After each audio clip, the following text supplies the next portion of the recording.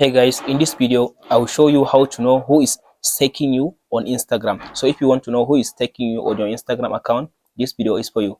After you open up now your Instagram app like this, go to your profile at the bottom right side. Under your profile, go to this menu at the top left side. After you come to this menu, now scroll all the way to down. So scroll to down and go to this option which says account type and tool. This one, account type and tool. So all you have to do now, tap on this switch to professional account. Tap on this next. So select like artist or anyone and tap on this switch. So from there now it will give you more option to see who is taking you on your Instagram account. So you can go with business or creator, just choose creator or anyone. So tap on this not now.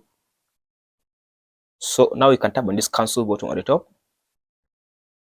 So from there now you can refresh your account and see. So as you can see now, as I refresh my account now, I get this picture which says professional dashboard. So you can tap on this professional dashboard option. So as you can see now I get this option which says professional dashboard. Tap on it. In this option now, tap on this as you can see now interaction.